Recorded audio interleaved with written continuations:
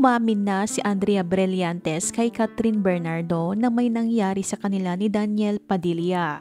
Ito ang kumpirmasyon galing sa Philippine Entertainment Portal ayon umano sa kanilang mga source sa tunay na nangyari sa hiwalayang Catherine at Daniel. Si Andrea umano ang nag-reach out kay Catherine. Tinawagan daw ni Andrea si Catherine sa telepono at sinabing gusto niyang makausap si Catherine in person at pinagbigyan ni Catherine ito. Madaling araw at lasing daw si Andrea nang magtungo sa office ni Catherine sa Quezon City. Dito na raw isiniwalat ni Andrea ang patungkol sa pagtatagpo nila ni Daniel. Nagtagpo umano ang dalawa sa bahay ni Daniel noong November 2021 kasabay ang pagdiriwang ng kaarawan ng ina ng aktor na si Carla Estrada. Magkatabing properties ang lugar ng mag-inang Daniel at Carla, ngunit magkahiwalay ang kanilang mga bahay at hindi raw alam ni Carla ang pagtatagpo ni na Daniel at Andrea. Noong panahong iyon si Catherine ay 25 anyos, si Daniel ay 26 at si Andrea ay 18 years old. Di umano malinaw hanggang ngayon kung ano ang intensyon ni Andrea nang maglakas loob itong umamin kay Catherine tungkol sa pribadong pagtatagpo nila ni Daniel. Nang magkita sila ni Catherine, pinabasa umano ni Andrea kay Catherine ang palitan nila ni Daniel ng messages sa cellphone. Pinakita ni Andrea kay Kat lahat ng landian nila ni DJ sa text. Kasama raw sa pinabasa ni Andrea kay Catherine ang mensahe mula kay Daniel na nagsasabing ayusin mo yan. Iyon daw ang sagot ni Daniel nang magsumbong si Andrea na may ibang nakakaalam sa ugnayan nila ilang araw lamang mula nang magsama sila sa bahay ng aktor. Ang sinasabing ibang nakakaalam ang nooy boyfriend ni Andrea na si Seth Fedelin. Nang magkaroon umano ng ugnayan sina Daniel at Andrea noong November 2021, nasa cool-off period sina Andrea at Seth dahil sa away magkasintahan.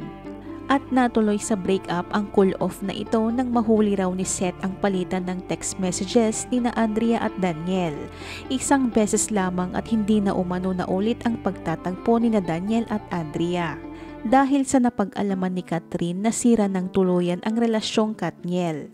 Masakit daw para kay Catherine ang malamang nagtaksil ang nobyo. Ayon pa sa ibang source ng Philippine Entertainment Portal ay officially break na umano ang Katniel nang dumalo ang mga ito sa ABS-CBN Mall noong September. Lalo't hindi nagkasamang maglakad sa red carpet sina Catherine at Daniel na first time mangyari sa couple. Pero pagpasok ng unang linggo ng November 2023, umingay ang espekulasyong hiwalay na nga ang mga ito at itinurong third party ay si Andrea. Sa YouTube vlog ni OG Diaz noong November 8, binanggit ni OG ang anyay unverified information na pag-uugnay kina Daniel at Andrea. Hanggang sa noong November 30, 2023, tuluyang kinumpirma ni na Catherine at Daniel na hiwalay na sila. Magkasunod na umamin sina Catherine at Daniel sa pamamagitan ng pag-aanunsyo ng kanilang Instagram account.